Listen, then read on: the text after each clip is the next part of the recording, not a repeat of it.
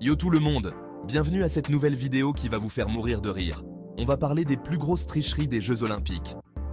Ouais, vous avez bien entendu.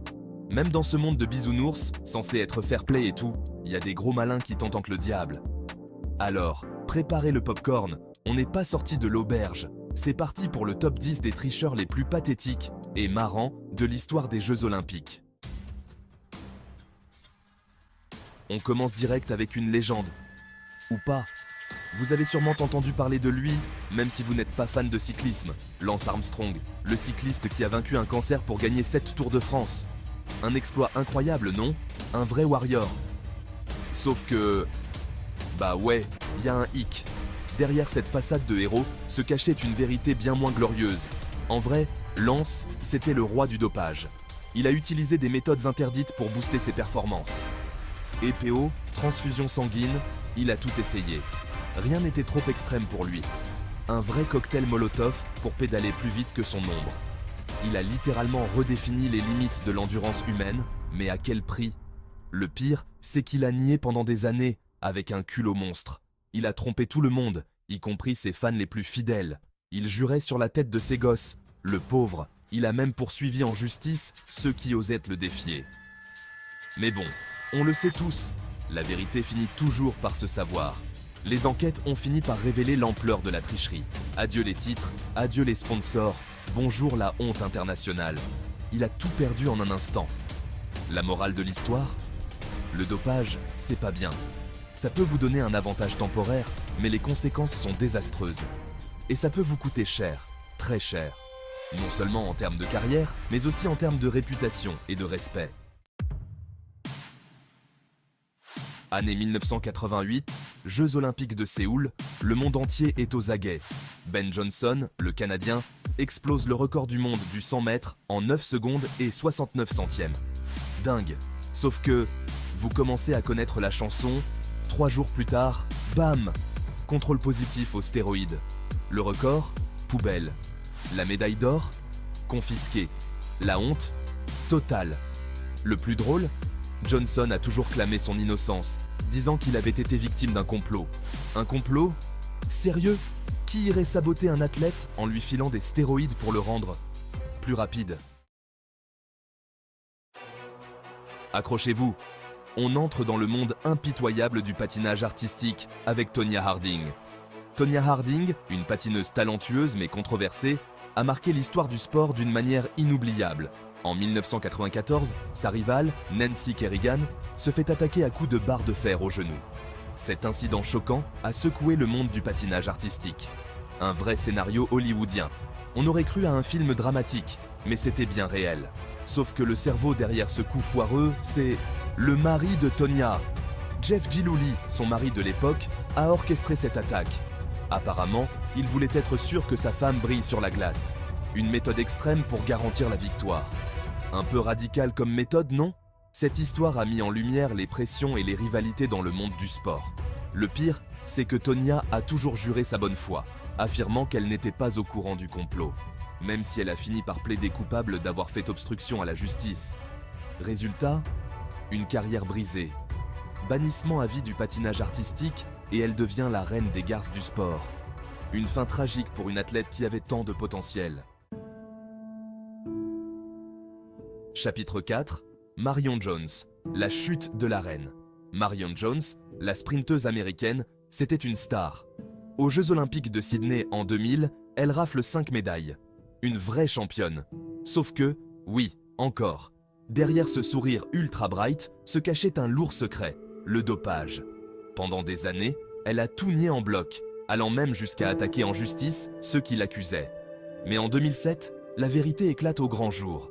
Marion avoue avoir menti et consommé des produits dopants pendant des années. Conséquence? Radiée à vie, elle perd ses médailles et passe même 6 mois en prison pour faux témoignages. Chapitre 5, Boris Onyshenko, l'escrimeur high-tech. Aux Jeux Olympiques de Montréal en 1976, Boris Onyshenko, escrimeur soviétique, est un adversaire redoutable. Trop redoutable même. Pendant un match contre un Britannique, ce dernier remarque que le Russe marque des points sans même le toucher. Intrigué, il demande vérification. Et là, C'est le drame. On découvre que l'épée d'Onichenko est truquée. Le malin avait installé un système de boutons qui lui permettait d'allumer la lumière de l'épée quand il le voulait, simulant ainsi une touche. Résultat, disqualifié sur le champ et renvoyé en URSS la queue entre les jambes. Chapitre 6. Fred Lorz, le marathonien en voiture. Aux Jeux Olympiques de Saint-Louis en 1904, Fred Lorz est un marathonien ambitieux, tellement ambitieux qu'il décide de prendre un raccourci en voiture. Après avoir couru 14 km, épuisé, il monte dans la voiture de son soigneur et se fait trimballer pendant 17 km. Il reprend ensuite la course, frais comme un gardon, et franchit la ligne d'arrivée en vainqueur.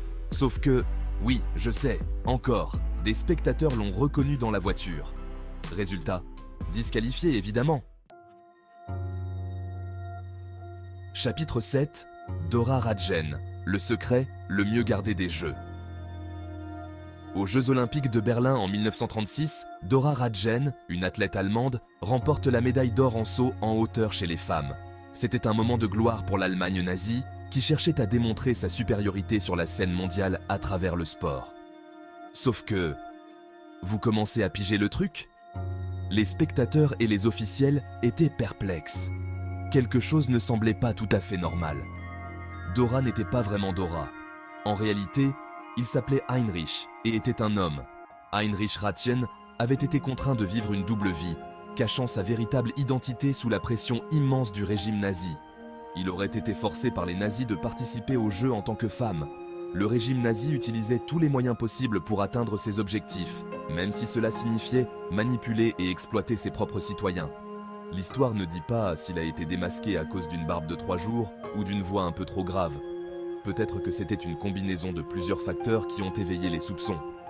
Toujours est-il que son cas a fait scandale et a mis en lumière les pressions politiques subies par les athlètes. Ce scandale a révélé au monde entier les méthodes impitoyables du régime nazi et a soulevé des questions sur l'intégrité des compétitions sportives de l'époque. Les athlètes étaient souvent des pions dans un jeu politique bien plus vaste, et l'histoire de Heinrich Radjen en est un exemple poignant. Chapitre 8. Madeleine de Jesus, la supercherie des jumelles. Aux Jeux Olympiques de Sydney, en 2000, Madeleine de Jesus, une athlète du sprint du relais 4x400 mètres de l'équipe de France, se blesse à la cheville. Problème, elle ne peut pas courir la finale. Solution, demander à sa sœur jumelle de prendre sa place. Et ça a marché. Enfin, presque. Les jumelles pensaient avoir réussi leur coup, mais des photos prises après la course les ont trahis. Leur supercherie a été démasquée et l'équipe de France a été disqualifiée. Chapitre 9. Hans-Gunnar Lilienthal, ivre de victoire et d'alcool. Jeux Olympiques de Mexico 1968, Hans-Gunnar Lilienthal, un pentathlète suédois, pour gagner, même à boire, de la bière. Avant l'épreuve de tir, il s'enfile quelques pintes, pensant que ça allait le détendre. Et non seulement il ne gagne pas la médaille d'or, mais en plus, il est contrôlé positif à l'alcool. C'est le premier cas de dopage à l'alcool de l'histoire des Jeux Olympiques. Chapitre 10. L'équipe féminine de natation d'Allemagne de l'Est nageait dans le doute. Dans les années 70 et 80, l'équipe féminine de natation d'Allemagne de l'Est était imbattable. Trop imbattable. Des années plus tard, la vérité éclate. Les nageuses étaient dopées aux stéroïdes d'État par le régime communiste. Le but, montrer la supériorité de l'Allemagne de l'Est sur la scène internationale. Le prix à payer pour les athlètes, des problèmes de santé à long terme, des dépressions, des cancers, un triste exemple de la manipulation et des dérives du sport à des fins politiques. Outro, la fin des Jeux, de la triche. C'est la fin de cette vidéo. J'espère que vous avez kiffé. Si c'est le cas, n'hésitez pas à liker et à vous abonner pour plus de contenu rigolo. À la prochaine. J'espère que cette vidéo vous a fait marrer, même si elle nous rappelle que le monde du sport n'est pas toujours tout beau tout rose. N'oubliez pas que l'important dans la vie, ce n'est pas de gagner à tout prix, mais de participer, sans tricher bien sûr.